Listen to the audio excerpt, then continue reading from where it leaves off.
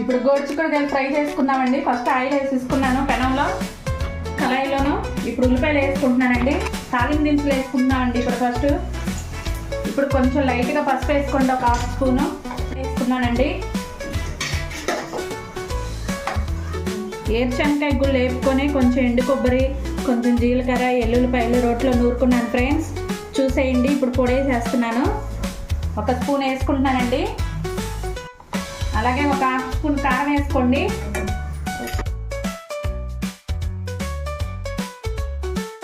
వేసి ఉడకబెట్టుకున్నానండి. ఇప్పుడు గోరుచిక్కుడుకాయలు దీంట్లో వేసేస్తున్నాను.